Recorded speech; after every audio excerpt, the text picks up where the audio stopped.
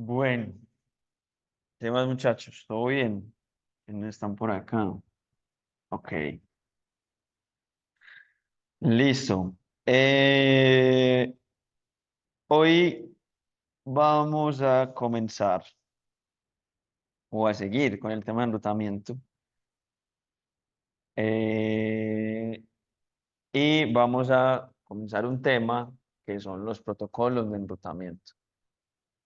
De los protocolos de enrutamiento, ya hablamos como que el enrutamiento, o sea, hay dos funciones que cumplen los enrutadores. La primera es el de reenvío.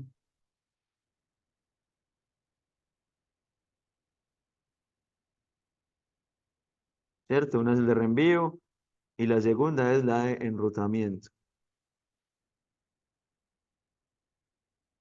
Les dijimos, el reenvío es simplemente la acción en la cual se recibe un paquete y se selecciona la interfaz de salida, pues, o la acción que se va a hacer con eso. Y eso se basa en la tabla de enrutamiento.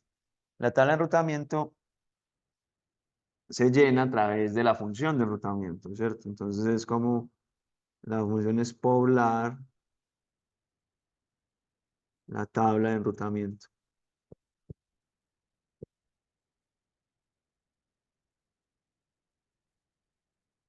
Y dijimos que esto se puede hacer de manera centralizada o distribuida.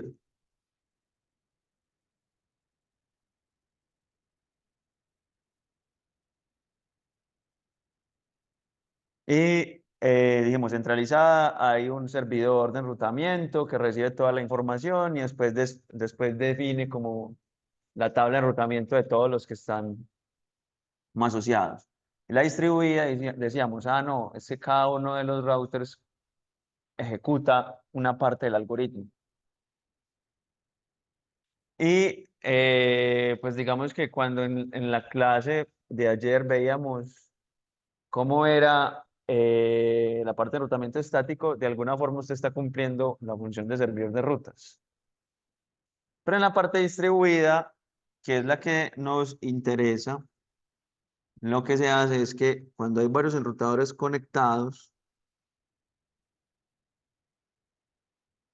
se intercambia información entre ellos y a partir de esa información intercambiada se llenan las tablas de enrutamiento.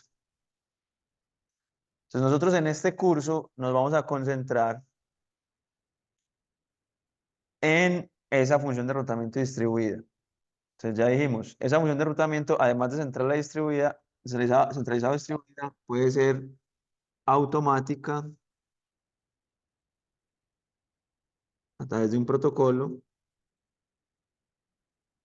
sea que los routers intercambian información y establecen sus tablas de enrutamiento de manera independiente o de manera automática o manual, que es un administrador haciendo enrutamiento estático.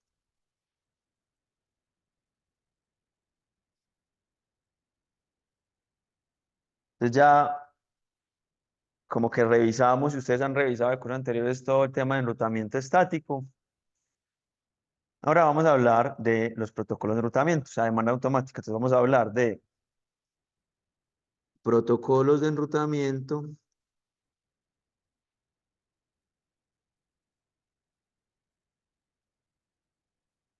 que tienen una característica que son distribuidos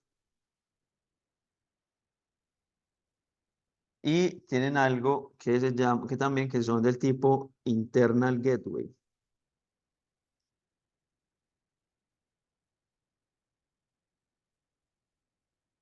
¿Qué es eso? Internal gateway o los internal gateway protocols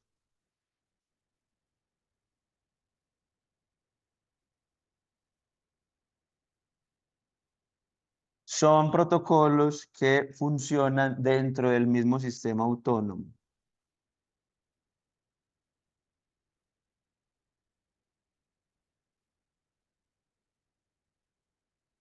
Entonces ahí apareció una palabra que podríamos llamar nueva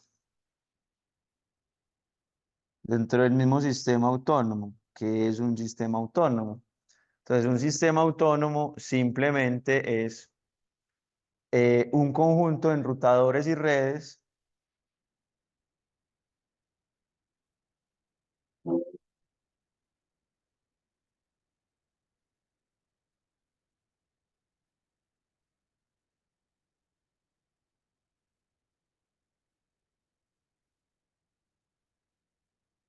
que están bajo la misma administración.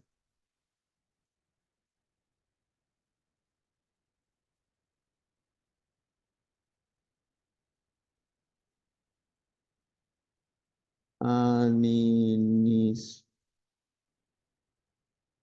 Es decir, no hay un criterio de tamaño, no hay un criterio de extensión, no hay un criterio de complejidad, solamente es un criterio administrativo. Usted puede tener 3 enrutadores en su casa y conseguir un sistema autónomo. El sistema autónomo entonces es, adicionalmente pues a eso, es también, tiene pues una significancia, pues tiene una identificación. Eh, System Database, vamos a ver si está acá. Entonces, eh,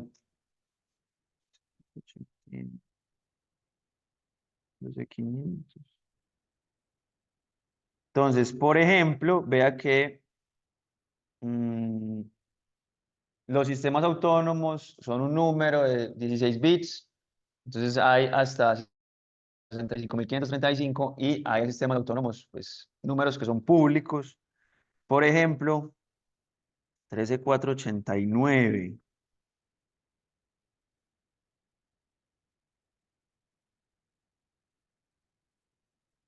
13489 es EPM Telecomunicaciones. Por ejemplo, UNE tiene un sistema autónomo que es el 13489. Por ejemplo, NTT Brasil, America Broadband Telecommunications, vean que son puras empresas. Y así como una empresa puede tener 5 enrutadores y un sistema autónomo, puede tener 100 o 200 enrutadores, como puede tener fácilmente UNE o 1000, si se consideran pues los otros más pequeños. Y un sistema, un único sistema autónomo. Entonces no hay un criterio para decir que es un sistema autónomo, solamente que todo está dentro de la misma administración. Por ejemplo, hay empresas que tienen varios sistemas autónomos. ¿En qué sentido? Porque tienen operación internacional. Entonces, más fácil tener un sistema autónomo en un país y otro diferente en otro país. O, por ejemplo, hay otras empresas que simplemente no tienen sistema autónomo, sino que utilizan el sistema autónomo de su proveedor. Entonces, la decisión, más que todo, es una razón económica o una razón administrativa y algunas veces es técnica, pero no algo que tenga que ver con la dimensión, como que ¿cuántos routers que constituyen un sistema autónomo? No sé, puede ser uno o pueden ser miles. Pero entonces, ¿qué característica tiene eso? Que dentro del mismo sistema autónomo hay una sola administración. Entonces, esa sola administración hace que usted tenga total control sobre lo que usted está configurando ahí. Entonces, estos IGPs se utilizan dentro del mismo sistema autónomo. ¿Qué características tienen esos IGPs? Esos IGPs, pues, que son mucho más, o sea, son más sencillos de configurar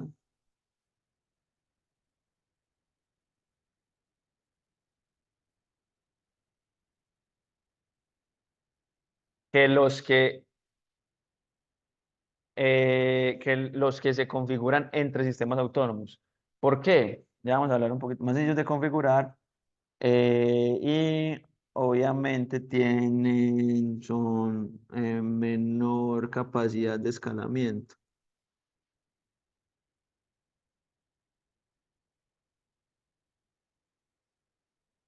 Pues nosotros nos concentramos en estos somos los que vamos a tratar de explicar, pero existen otros que se llaman los external gateway protocols.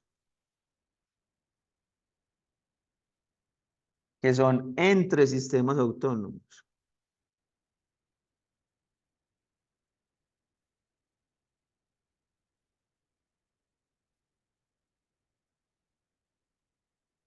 Y estos son, por ejemplo, algo que ustedes pueden ver en redes 3. Entonces, entre sistemas autónomos es en realidad lo que configura Internet. Vamos a ver si hay algo interesante. Se ha movido algo por acá. PGP Map.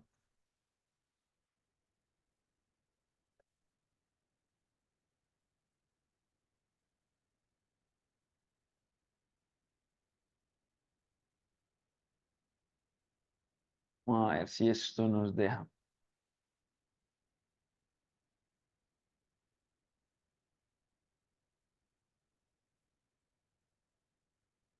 Ah, ah, qué cuca.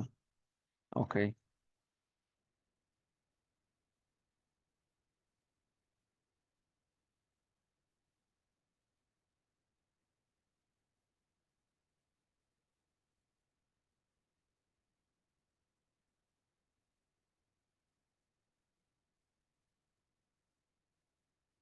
A ver si esto tiene PGP Map. No thanks. Esto lo cambiaron completamente. Ah, es interconnections.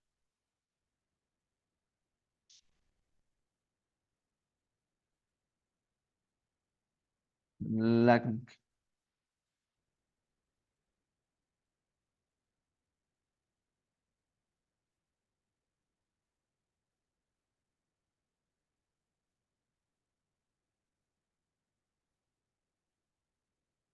Esto no deja. Parece que no.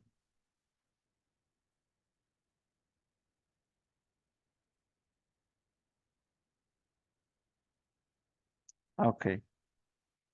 América, South America y Colombia. Entonces, vean, así se conecta más o menos a ver, 13489.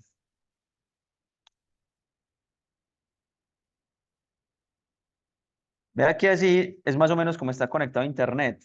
Entonces, 13489 es el AES de Tigo, por ejemplo. Y Tigo se conecta con todos estos equipos, con todos estos AES, que son otros operadores. Entonces, el modelo de Internet se basa en la posibilidad de conectar un sistema autónomo AS1 con otro sistema autónomo AS2, con otro sistema autónomo AS3. ¿Sí? Entonces, para poder enrutar, o sea, para enviar tráfico de acá hasta acá, para saber qué redes conoce el sistema autónomo 2, utilizamos un EGP, que el único EGP que se utiliza actualmente se llama BGP, Border Gateway Protocol. Ese es el EGP que utilizamos. Entonces, eso se soporta de esa manera. O sea, lo que estábamos viendo, esta es la conexión lógica de Internet. Ya habíamos hablado de la conexión física, que era a través de fibra óptica, a través del mar. Esta es la conexión lógica. Esto es lo que usted al nivel de enrutamiento está conectando. Entonces, puede que un sistema autónomo con el que usted conecte esté acá en Colombia o un sistema autónomo esté en Estados Unidos, que usted utiliza las conexiones físicas para poder encontrarse con los sistemas autónomos. Entonces, esto ustedes lo van a ver seguramente en redes 3, el que quiera tomar esto. De todas maneras, este tipo de protocolos se lo utiliza ya cuando se dedica completamente a conexión entre, entre operadores. Pero usted con seguridad va a encontrar más trabajo o más, pues como más oportunidades para trabajar si sabe de IGPs. Por eso es que hablamos acá principalmente de IGPs. Entonces, ¿qué pasa con ¿Qué pasa con estos? Si son más complejos, o sea, ofrecen mayor complejidad. ¿Por qué tienen que ofrecer mayor complejidad? Porque usted está intercambiando información con otra administración. O sea, usted está intercambiando información con otra empresa. Por lo tanto, usted tiene que tener posibilidades más sencillas de filtrar o dar prioridad a cierta información. Entonces, ofrece mayor complejidad de configuración.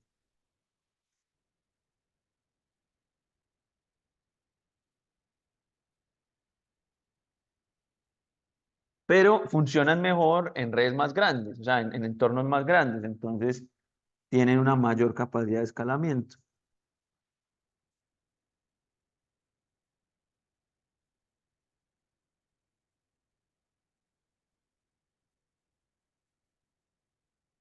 Listo. Ahora, entonces ya dijimos, nos vamos a concentrar en los IGPs. ¿Qué IGPs vamos a ver? O sea, hay varios. Hay uno que se llama RIP, que se llama Routing Information Protocol.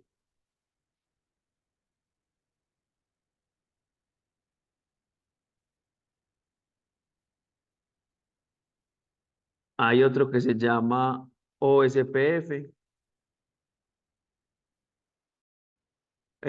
Open Shortest Path First. Hay otro que se llama EIGRP, que es Enhanced. Muy bien.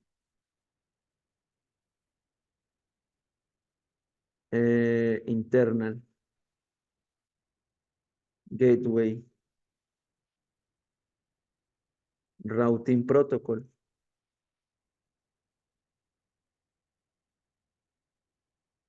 Y hay otro que se llama ISIS, que es eh, Interconnected System. Esta sí siempre sé. Ese no lo vemos, pues, de hecho. Intermediate System to Intermediate System.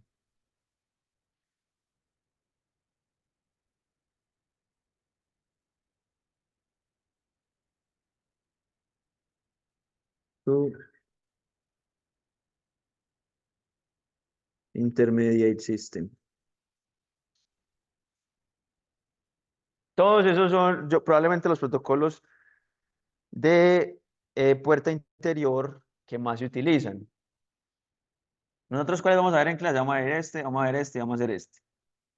¿Qué características tienen? RIP utiliza una cosa que se llama, un algoritmo que se llama vector distancia, que ya lo vimos. Este utiliza un algoritmo que se llama estado de enlace. Y este utiliza vector distancia, aunque lo llaman híbrido por una bobada, pero a mí no me parece que sea híbrido entre vector distancia y estado de enlace. Para mí sigue siendo vector distancia. Entonces vamos a ver, este también es estado de enlace. Entonces usted probablemente cuando salga a trabajar se va a encontrar mucho con este protocolo, con OSPF. Eso es lo que más hay. RIP no tanto, porque RIP es un protocolo bastante añejo. Listo. Entonces hoy, o sea, ¿cómo seguirá estas sesiones del curso? Que yo, pues, a mí esto, yo todavía he intentado como darle la vuelta, pero no, o sea, como que siempre se torna como muy teórico estos temas, como muy de darle la vuelta a lo que hace cada protocolo, y pues uno se soporta mucho en el laboratorio. Entonces o sea, hoy vamos a ver RIP,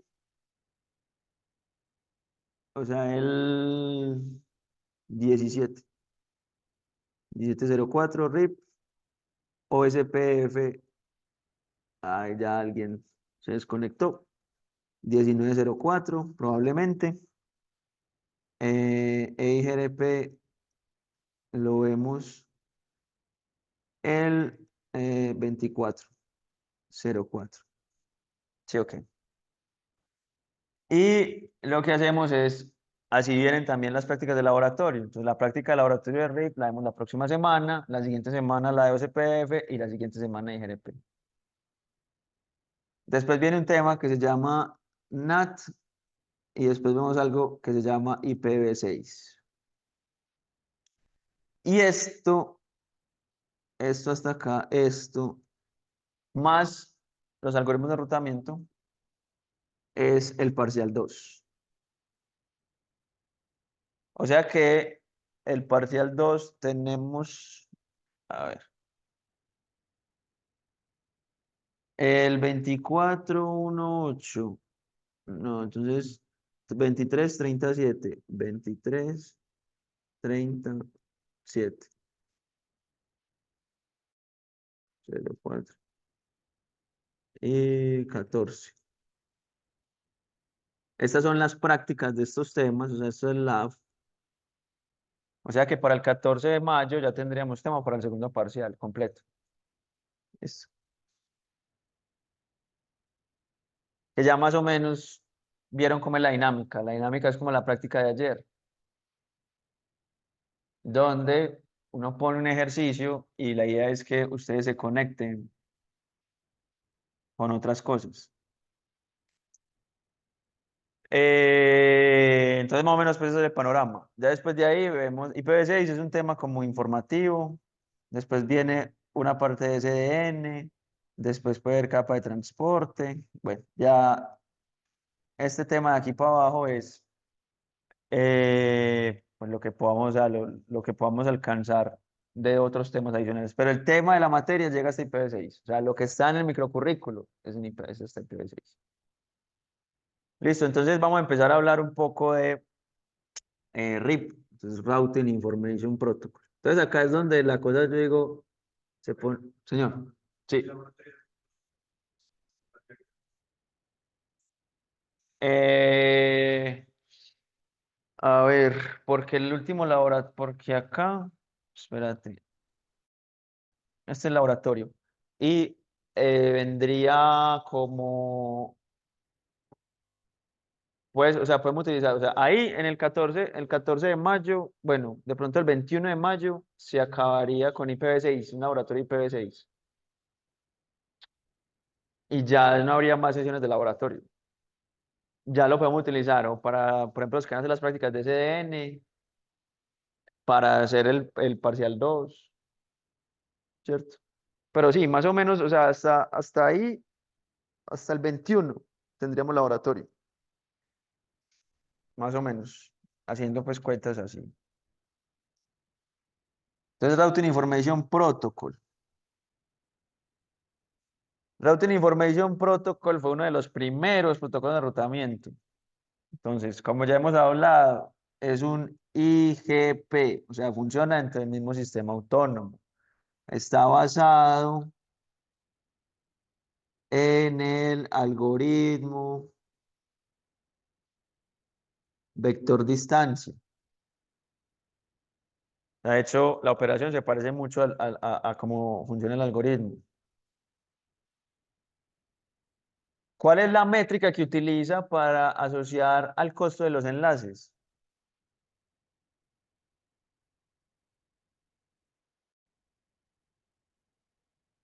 Que eso es una palabra nueva, pues no tan nueva. Pero recuerden que los que hacen los algoritmos tratan de encontrar el camino más corto. ¿Basado en qué? Basado en un costo asociado a los enlaces. ¿Qué es el costo? El costo es la métrica. Entonces, una métrica a minimizar es la cantidad de saltos. Y acá viene una, pues como una discusión en general, y es, o sea, ¿qué es un salto? Por ejemplo,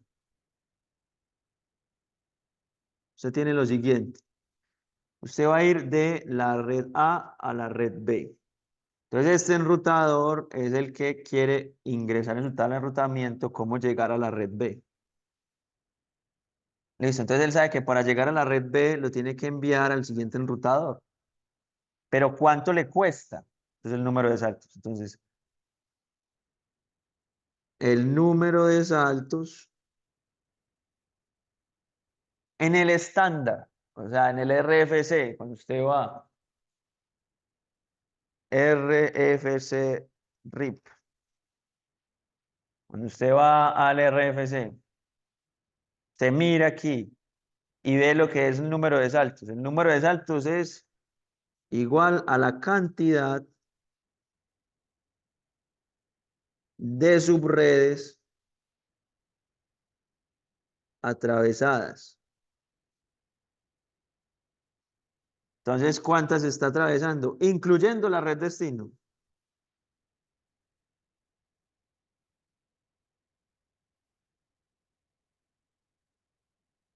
Entonces, ¿cuántos? Uno, dos, tres. Tres saltos. Listo. Acá serían tres saltos. Esto es el RFC, o sea, el estándar.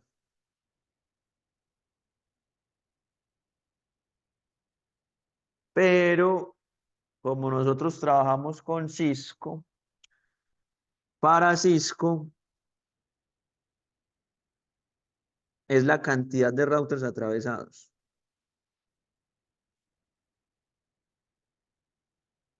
O sea, esto es un 3.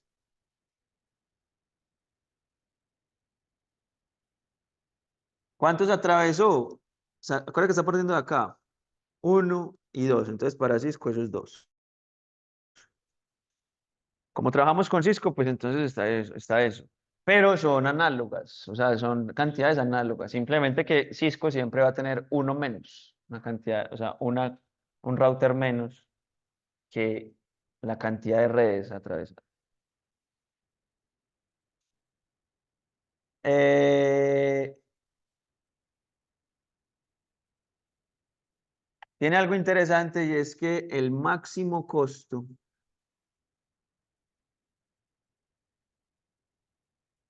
de una ruta se limita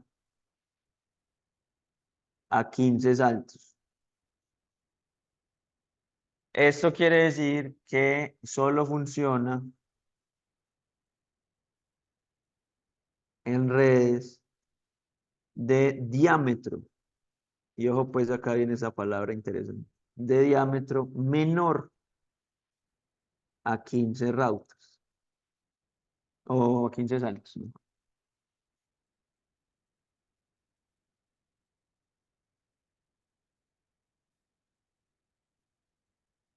¿Qué significa esto? Redes de diámetro menor a 15 saltos. Quiere decir que la ruta más corta con mayor métrica permitida es 15. Ojo, 15 saltos no significa que usted tenga 15 routers. La, la ruta más corta a un destino puede tener máximo 15 saltos. Eso, ojo que el diámetro no quiere decir que son una red con 15 routers. Usted puede tener una red con 15 routers.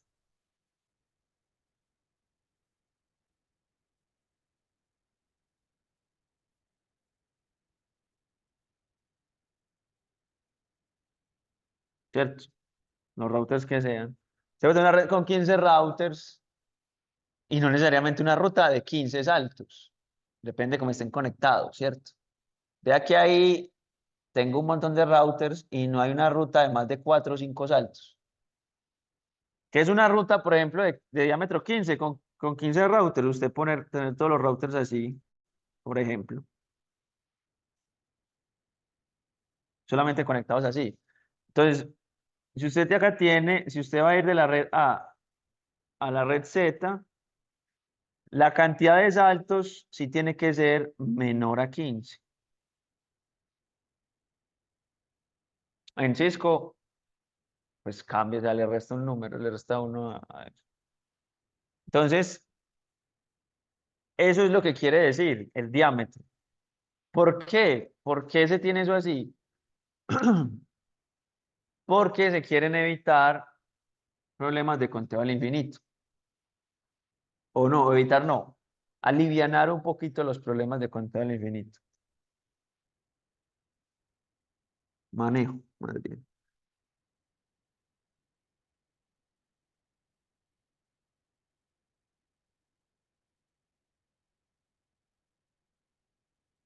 Listo. Entonces usted va a ver que RIP funciona en redes muy pequeñas comparadas con los otros protocolos de enrutamiento. Esto tiene algo interesante y es que actualizaciones de vector distancia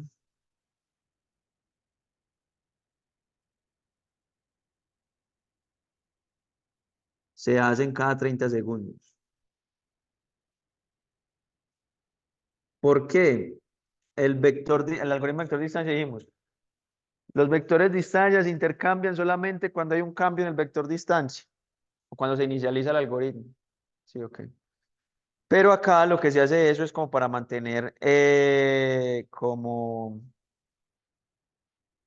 mantener el estado, como simplemente estar seguro de que un vecino está, digamos, está arriba. Entonces se hace como un método de mantenimiento del enlace, de mantenimiento de la conexión. Pero se envía cada 30 segundos, así no hayan cambiado.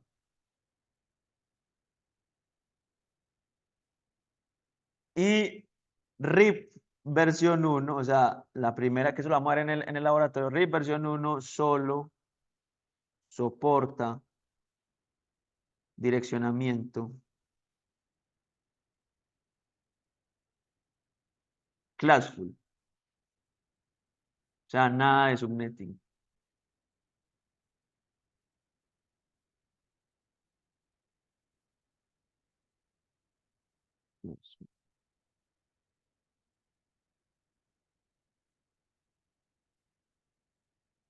O sea, ¿qué quiere decir esto?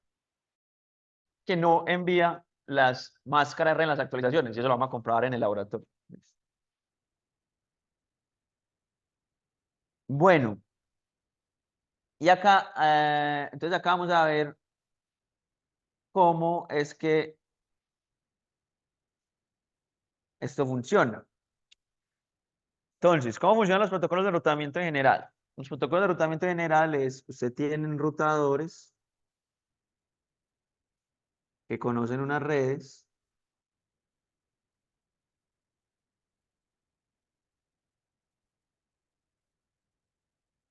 y están conectados entre sí.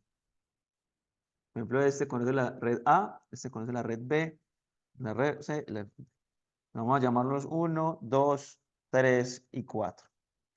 Entonces, ¿cuál es la idea de los protocolos de enrutamiento? Los protocolos de enrutamiento es que los enrutadores de manera autónoma intercambien información entre ellos. Esa es la gracia. No que usted tenga que decirles como hicimos en enrutamiento estático. Entonces, en el enrutamiento estático, ¿qué hacíamos en uno? En uno decíamos, para ir a C, envíeselo a 2. Para ir a B, envíeselo a 3. Para ir a D, envíeselo a 2, por ejemplo, también. ¿Cierto? Ya usted determina cómo. Pero la gracia del protocolo es que ellos empiecen a intercambiar información. Entonces, ¿qué información intercambian? Dicen como que, hey, yo conozco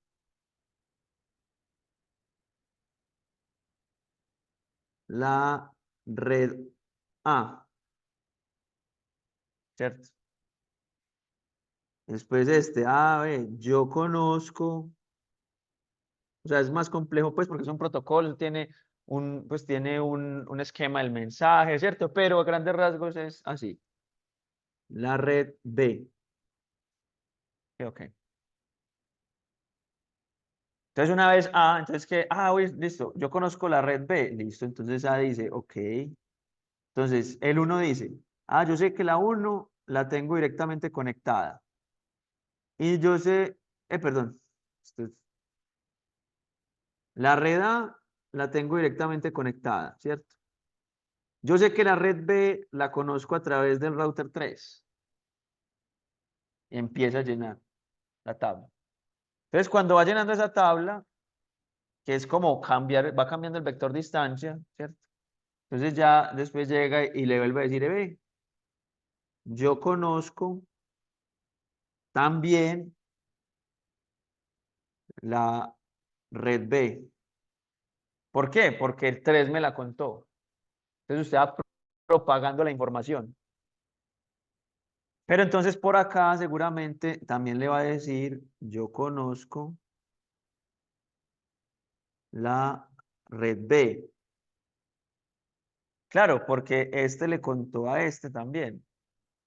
Y este O sea, entonces este ya o sea, C tiene dos alternativas para llegar a la red B. Pues el router 2 tiene dos alternativas para llegar a la red B. ¿Cuál escoge? Entonces acá está en C, en el 2. Yo la C la tengo directamente conectada. Pongámosle conectada, conectada. Conozco la A través del router 1. Conozco la D a través del router 4. Y acá viene el meollo del asunto y es, ¿por dónde conoce la B? Si la recibió por dos partes diferentes. O sea, la aprendió por dos partes diferentes. Entonces él tiene esas dos entradas. Entonces ya vimos qué pasa. Eso el algoritmo de vector distancia lo puede hacer. Entonces él compara las dos métricas. Compara las dos métricas y escoge la menor. Si ambas son iguales, puede o montar las dos rutas y balancear carga o escoger una de las dos arbitrariamente. Entonces hay un algoritmo que utilizamos para el desempate, un algoritmo para decir, la red B, por alguna razón, la conozco a través de uno. Entonces así funcionan los protocolos de enrutamiento, así se intercambia la información. RIP particularmente, entonces, acá viene, pero bueno, entonces, ¿cómo intercambio esa información? O sea, ¿qué características tiene eso? Entonces, una cosa es la tabla de enrutamiento, ¿listo? Entonces, tomemos estos dos. Entonces, este uno y este 2 establecen una conexión y empiezan a intercambiar información. Entonces, ¿qué característica tiene RIP? O sea, ¿usted cómo intercambia los mensajes de RIP? ¿Usted qué tiene acá? Por ejemplo, usted tiene una conexión Ethernet.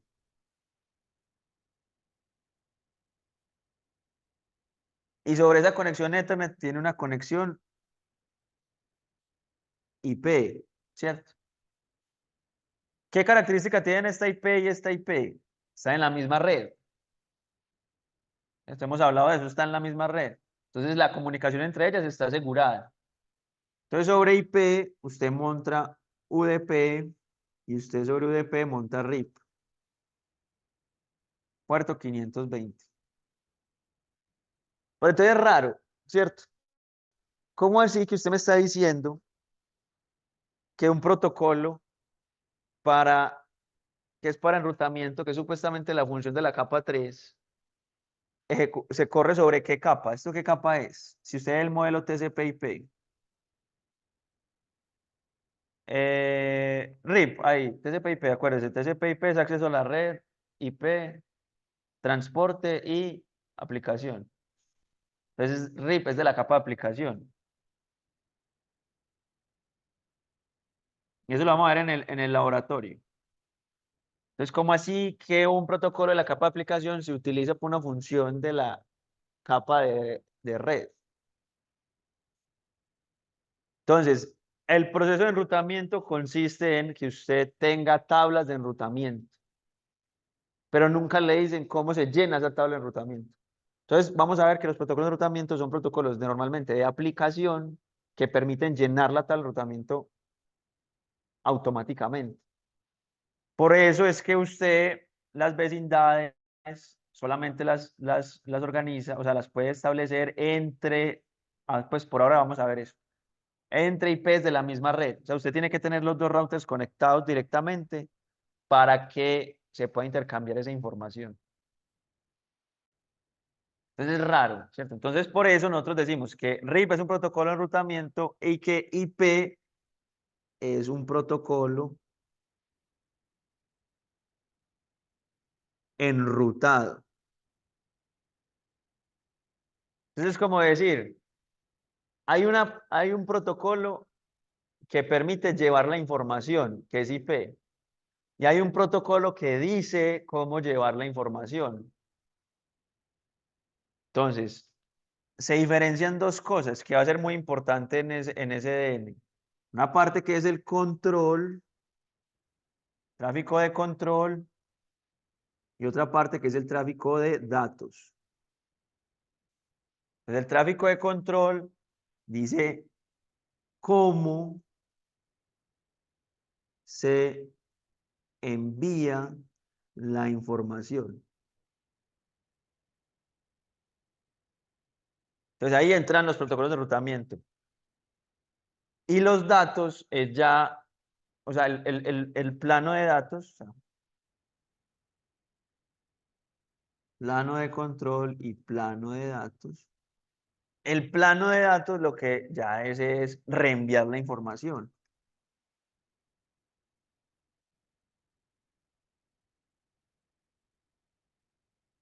Según lo que determinó el plano de control. Entonces vean que son dos funciones diferentes, ¿cierto? Es como, es decir, no sé, el tránsito de Medellín determina cuáles son los sentidos de las vías y cómo opera en general el tráfico de Medellín, lo determina el tránsito de Medellín. Hay unas normas, hay unas reglas a seguir, hay unos semáforos, hay unas orientaciones, ¿cierto?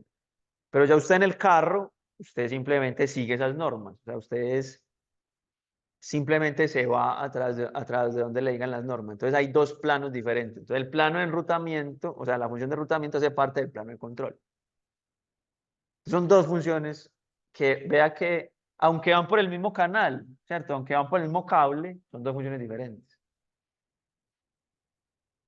Y eso es muy importante porque siempre, o sea, apenas hasta ahora con SDN, la gente empezó a diferenciar bien eso.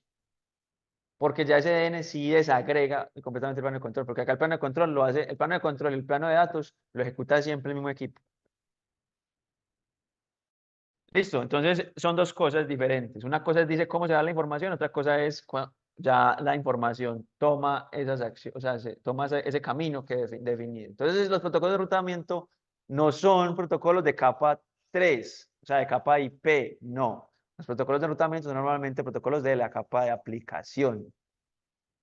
Entonces lo que hacen estos dos equipos es que tienen un proceso, un servicio corriendo, los que ya vieron de pronto servicios, en el puerto 520, y lo que hacen es como intercambian información de RIP y cuando llegue una información de RIP, ellos desempaquetan eso y lo que hacen es que con eso van construyendo su tabla de enrutamiento.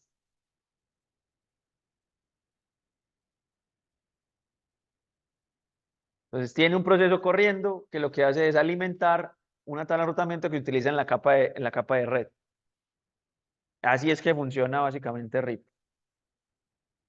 Eso suena raro, pero quiero hacer esa diferencia. Una cosa es el control, o sea, una cosa es la lógica, otra cosa es la ejecución de esa lógica. Siempre diferenciado. Y eso les va a ayudar mucho en la parte de SN. A ver, bueno, esto es como normal. Bueno, ya más o menos hablamos cómo funciona RIP. Vamos a hacer un ejemplo sencillo.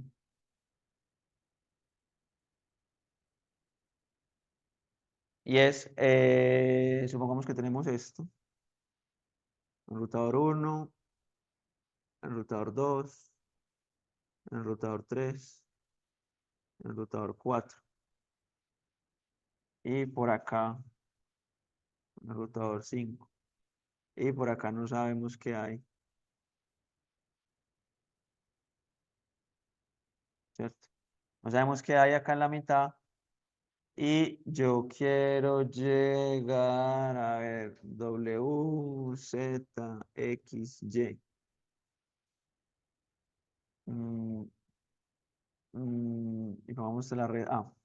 Entonces, si vemos en uno la tabla de enrutamiento, entonces, ¿qué hace uno? Uno simplemente, pues, de nuevo, vector distancia. Tiene su tabla de enrutamiento,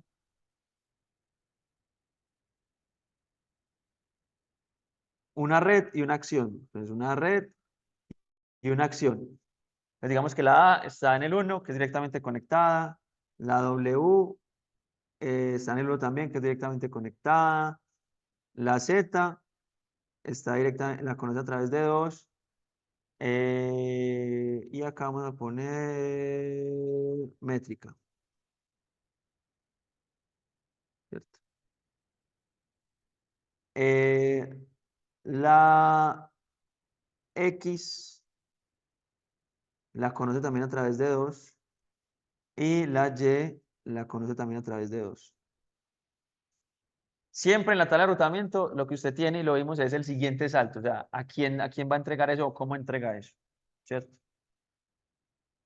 Entonces, la métrica acá podría ser 0 simplemente, o podría ser 1, ¿cierto? Dependiendo, porque esto cómo va a aparecer, esto va a aparecer como directamente conectada. Acá viene lo interesante, entonces, la red Z, ¿cuántas subredes atravieso? Atravieso 2 saltos, 2 saltos. La X, ¿cuántas subredes atravieso? 1, 2, 3, 3 saltos. Recuerden que en Cisco le van a restar 1. Y la Y, ¿cuánto? 1, 2, 3, 4 saltos. ¿Cómo supo esa información? Pues porque 4 le contó a 3, hey, yo tengo directamente conectado a Y. 3 dijo, yo tengo directamente conectado a Y a través de 1, 2, a través de 2 saltos. Y este le dijo, hey, yo tengo conectado a Y a través de 3 saltos. Entonces, dice, ok, a través de 3 saltos, entonces yo le tengo que sumar un salto, que es la red que tengo que atravesar, y por eso la guardo como 4. Entonces así se va llenando.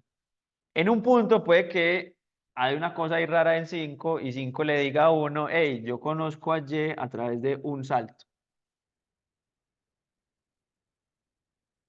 Sí, ok. Entonces, una vez pasa esto, ok, dice, listo, yo no lo conozco a través de 2, sino que lo conozco a través de 5 a 2 saltos. Parecido a cómo funcionaba el algoritmo de vector-distancia. Ellos intercambian.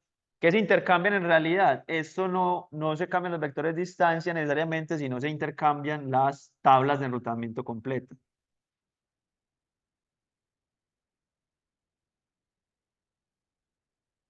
Que la tabla de enrutamiento es una forma, pues como se mira ahí, es una forma de vector de distancia. ¿Por qué? Dice, yo para llegar a tal red tengo que, o sea, la tengo a 6 saltos. O para llegar a la red la tengo a 2 saltos. Entonces usted está intercambiando destinos con métricas. O sea, destinos y costos o distancia de reportar esos destinos. Entonces así funciona más o menos RIP. Algo interesante, ¿qué pasa si en este caso se cae este enlace? Y es algo que ustedes van a tener que consultar y resolver también en el laboratorio. ¿Qué pasa con eso? Cambio de día. ¿Qué pasa con eso? Entonces, detecta que el enlace se cae y lo que hace es esperar un momento, ¿cierto? Entonces, detección,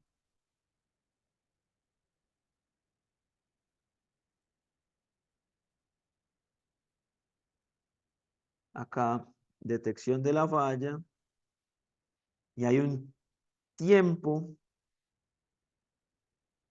de espera para las redes que conoce por ese enlace.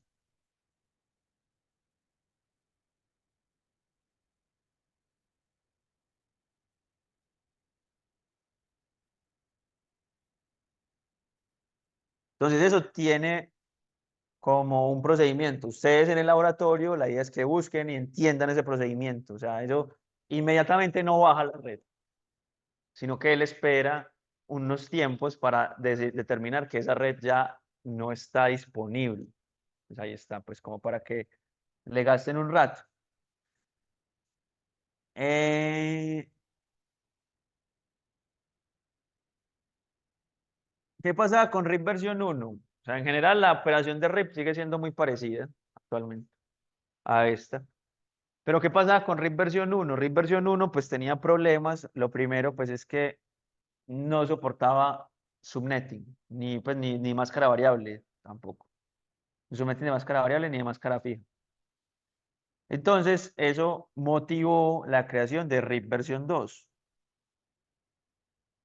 que es el que se utiliza actualmente. O sea, usted no utilice RIP versión 1 ya. O sea, nosotros en el laboratorio vamos a jugar con RIP versión 1 para que vean los cambios. Pero RIP versión 2 incluye algunas cosas interesantes, como la primera, que ya soporta BLSM y CIDR. sea, que ¿qué es BLSM y CIR? Es máscara variable.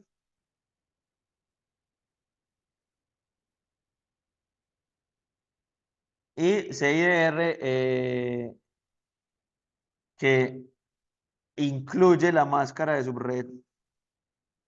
Eso significa que incluye la máscara de subred en las actualizaciones. O sea, antes, ¿cómo era?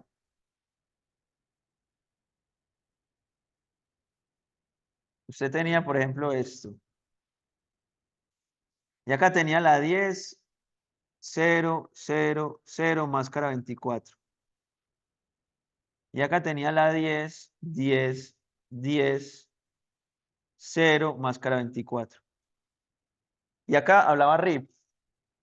Entonces, con RIP versión 1, ¿qué pasaba? Usted llegaba y le decía, hey, yo conozco la 10, 0, 0, 0, máscara 8.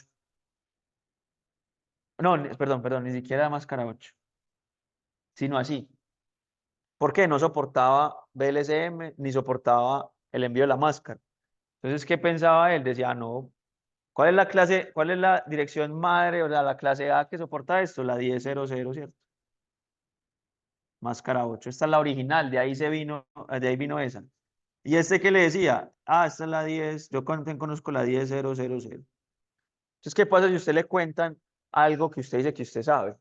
No lo aprende. Entonces no funcionaba. Listo. Entonces, ¿ahora qué se hacía? Entonces, ya cómo funciona RIP versión 2. Ya RIP versión 2, ya si usted dice, vea, yo conozco la 10.000, pero le pongo este apellido, que es máscara 24. Y en el sentido contrario, lo mismo. Yo me sé la 10.10.10 máscara 24. Entonces, ya se supera ese problema. Antes, las actualizaciones se utilizaban. Ah, epa, ¿qué pasa?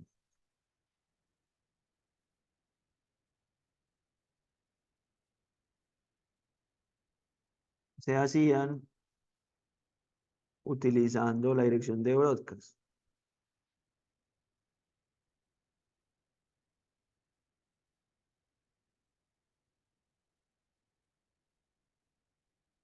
Ahora se utiliza multicast.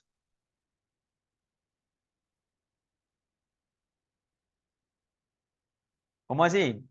Supongamos que usted tenía unos, estoy viendo una cosa acá, varios enrutadores conectados a la misma red y todos hablando RIP. Y por ejemplo, acá un computador, por acá otro computador. Y esos enrutadores están hablando RIP entre sí.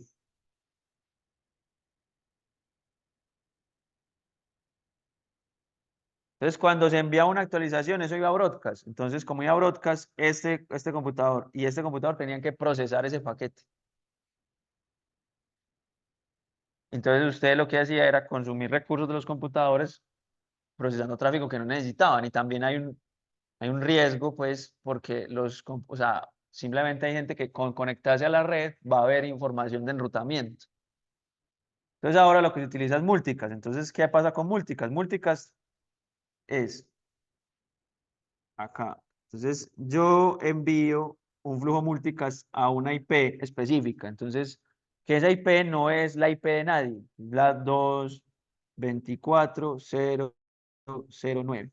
Entonces, yo envío a esa IP destino y solamente los que estén suscritos a ese grupo, o sea, los que quieran escuchar eso, lo decodifican. Si, por ejemplo, un computador no le interesa, o sea, no está asociado a ese grupo multicast, entonces no va a decodificar ese mensaje. Entonces, como que optimiza los recursos en ese sentido. Admite M5. Eh, ahí como en el material del curso hay una presentación de RIP y OSPF, que son las presentaciones que hizo el profesor Daniel Ospina. Yo, MD5, ¿alguien sabe qué es MD5? ¿Alguien ha visto alguna vez MD5? Es descifrado. ¿cierto? Y es un algoritmo de reducción criptográfica. ¿Qué quiere decir eso?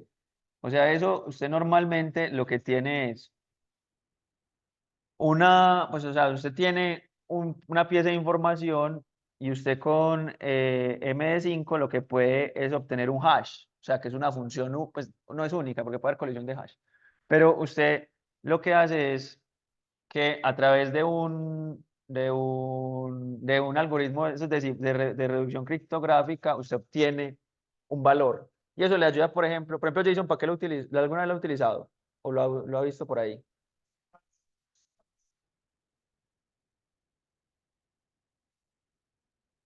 Es como algo que verifica la integridad de la información, ¿cierto? Es como que usted sabe, ¿por qué? Usted baja un archivo y el archivo normalmente tiene un MD5. Entonces usted le hace el MD5 cuando descarga el archivo y si el mismo hash, si le da el mismo hash que el que le está mostrando, espera, yo creo que esto, acá está.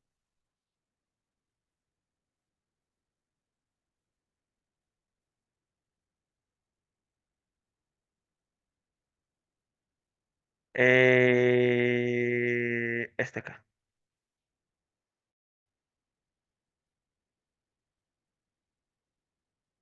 Este es bueno, esto es un SHA. Pero bueno, yo creo que con esto podemos ver algo. A ver. Entonces, vea que eso tiene pues como una serie, unas cadenas de caracteres. Entonces, lo que hace es que usted descarga estos archivos, usted le pasa, o sea, lo pasa por un programa que saque el MD5 y si le da lo mismo, usted dice, ok, el archivo no está corrupto o no cambió, o sea, es una verificación de la integridad. Ojo, en seguridad hay varias cosas. En seguridad hay, eh, primero, la autenticación. ¿Cierto? Segundo, el cifrado. Tercero, también la integridad. La integridad de los datos, usted trata de que nadie modifique los datos en una comunicación, por ejemplo. Entonces, es raro decir que MD5 es un mecanismo de autenticación, como dice en la diapositiva, ¿listo? MD5 no necesariamente es un mecanismo de autenticación. ¿Qué es un mecanismo? ¿Qué es autenticación? Autenticación es usted verificar que es quien dice ser. Eso es autenticación, que es diferente también a cifrado, que de pronto lo hemos hablado. ¿Qué es cifrado? Cifrado simplemente es tomar una representación de la información, a pasarla por una función con una llave y recibir una representación distinta de la información. Cifrado tampoco es autenticación, aunque usted puede decir indirectamente que es autenticación. ¿Por qué? Porque si tiene la llave, usted está diciendo que ese es alguien conocido, pero no, porque yo le puedo entregar la llave a alguien más. Entonces yo no soy quien soy. Entonces hay varias cosas. Entonces tengan cuidado como con esos términos. Igual eso va a ser más importante, eso va a ser más importante cuando ustedes vean el curso de seguridad, pero tengan en cuenta que o sea, MD5 no es autenticación. Es reducción criptográfica, como bien decía Jason, para verificar la integridad de la información. Listo. Otra cosa, por ejemplo, hay otros algoritmos que dicen que son de cifrado. No, son de generación de llaves, por ejemplo. Por ejemplo, RSA, que muchas dicen RSA es un algoritmo de cifrado. No. RSA es un algoritmo de generación de llaves. El algoritmo de cifrado es AES. AES es un algoritmo de cifrado que dice cómo es la función, ¿cierto? Entonces, siempre revisen eso, particularmente cuando van a Wikipedia en español, por ejemplo, revisen bien qué es lo que está diciendo. Ya está muy, muy, muy corregido, pero revisen bien qué es lo que está diciendo. Vayan normalmente a Wikipedia en inglés y entonces MD5 soporta MD5, pero ¿para qué en realidad? O sea, él soporta MD5 para verificar que el mensaje que le enviaron no fue modificado. O sea, como que lo que le están entregando, o sea, una, le envía un mensaje con las redes y le envía el hash. Entonces usted puede verificar que ese sí sea el hash. Eso usted podría decir, ok, listo, es como una forma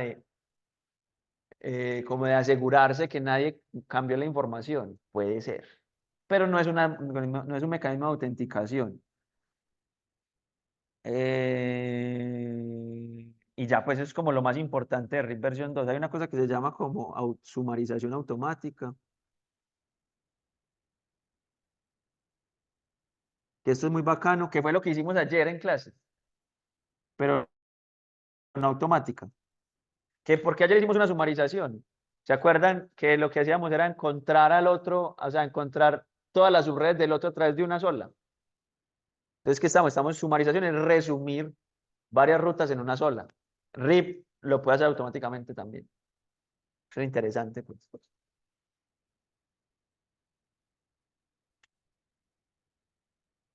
Y, uy, yo creo que esa estuvo rápida. Y yo creo que eso es RIP. La próxima semana en el laboratorio vamos a ver como con más calma ya, señor.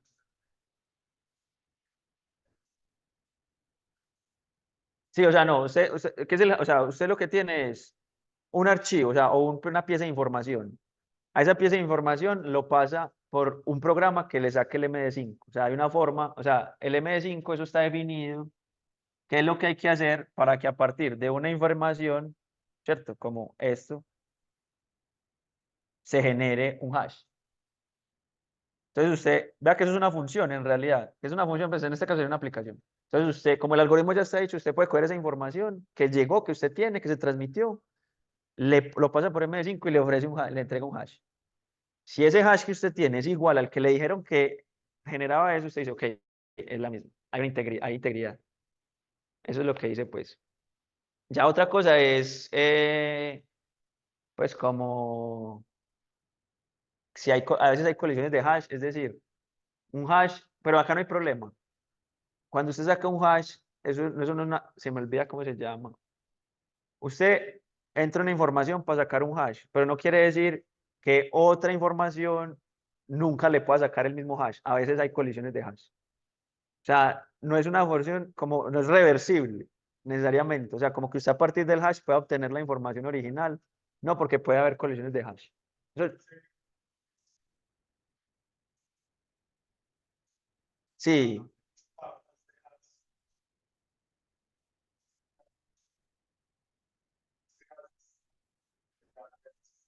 sí. O sea, en realidad eso es como simplemente como, pues, pero, o sea, en el sentido de cuando usted verifica la integridad de una información, eso funciona bien. Que eso sea seguro para otras cosas, no. Entonces lo que dice Jason, vea que incluso hay colisiones de hash, quiere decir que dos informaciones originales pueden generar el mismo hash, que es lo que se llama pues como una colisión de hash.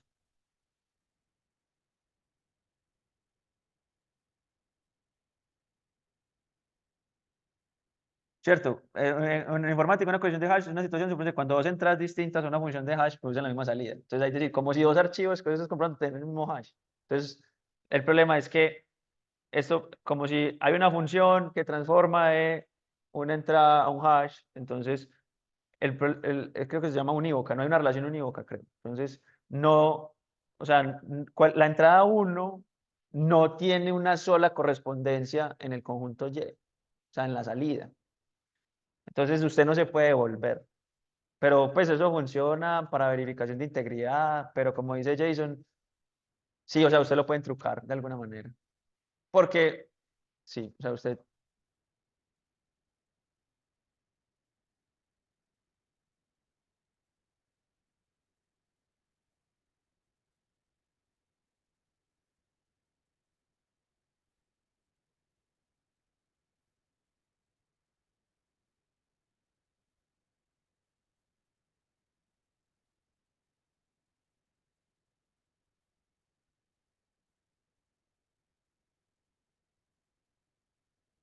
Profe, qué pena, si está hablando, no se le escucha.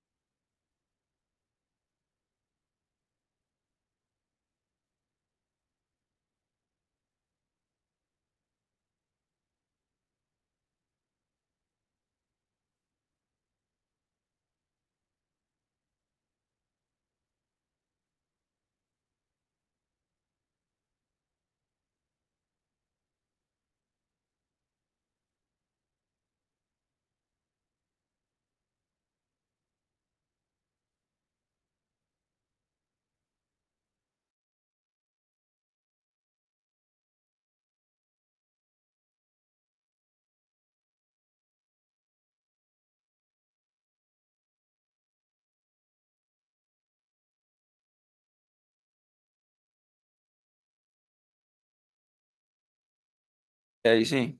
Vamos a ver si ahí me están escuchando.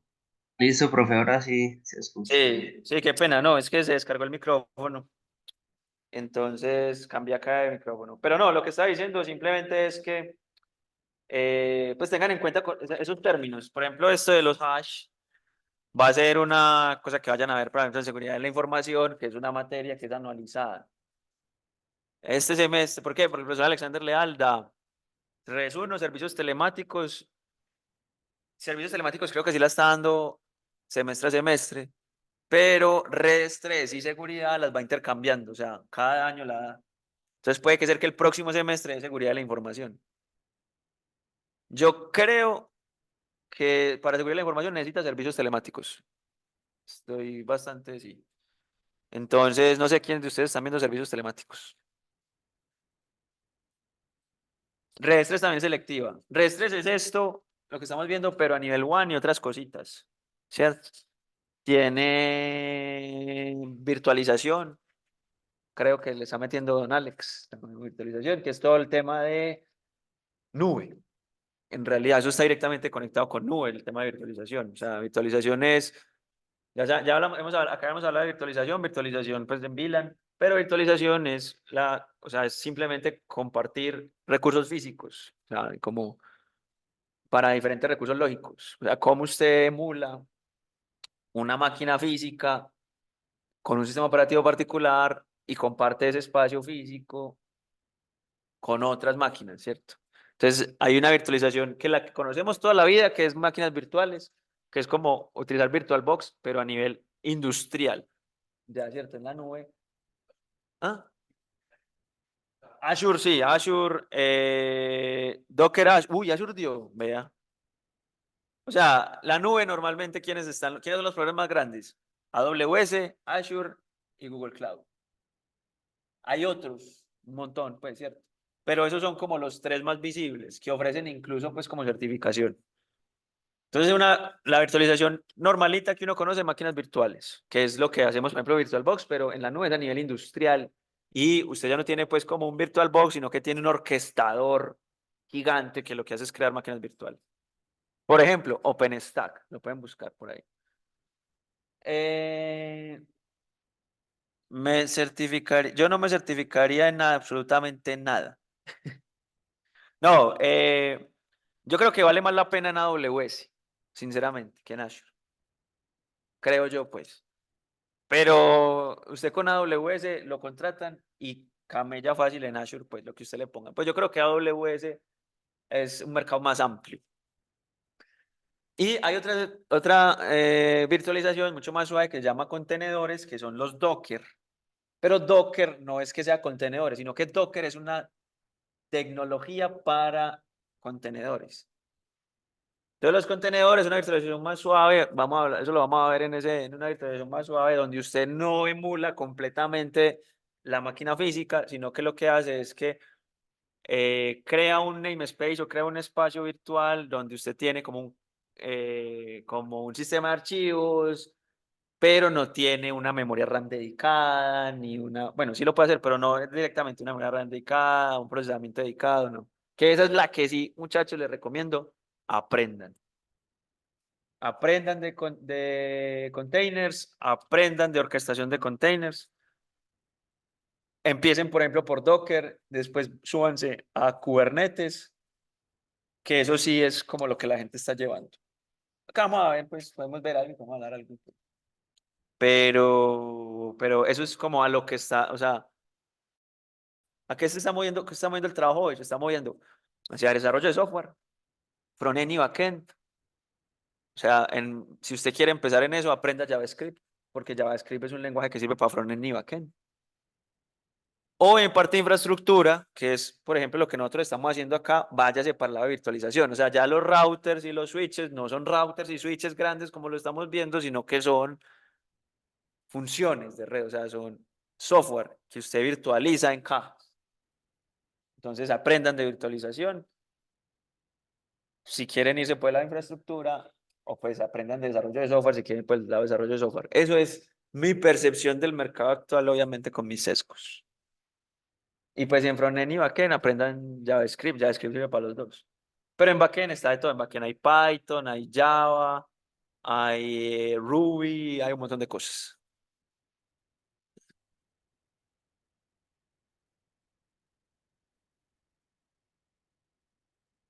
Ajá. Sí, virtualización es como usted tiene una imagen de un router. O sea, es decir, usted tiene un sistema operativo con unas cosas en un router. Y usted lo que hace es que no tiene un router físico, sino que tiene una caja. Y en esa caja le puede montar una función de rutamiento. Y puede poner switching, y puede poner firewall, y puede poner una cosa que se llama Deep Packet Inspector, puede poner NATs, puede poner proxy, lo que usted necesite. Y usted ya conecta esas cajas. O sea, entonces están esas cajas y están también las conexiones físicas, pero usted puede establecer las conexiones lógicas como quiera. Entonces, virtualización, aprendan de un poquito, todo, o sea, por ejemplo, yo trabajo con Kubernetes y con Docker, pues, o sea, ya la mayoría de cosas, las funciones, las que nosotros vemos acá, ya son contenedores, o sea, son piezas de software que se descargan y ya. Entonces, pues esa es una recomendación, pues. Listo, muchachos, pues, y seguridad sí sigue siendo como lo mismo, seguridad sí sigue siendo como conocer amenazas, vulnerabilidades, obviamente con todo esto nueva actualización aparecen nuevas amenazas, entonces mire que se puede hacer ahí, pero sigue, pues, seguridad sigue siendo básicamente como aplicación de muchas herramientas para encontrar vulnerabilidades y defenderse de esas vulnerabilidades. Para mí seguridad sigue siendo mucho software, pues, en general. Listo, listo, muchachos, eso era por hoy. Muchas gracias. Nos vemos el viernes. Eso, profe, gracias.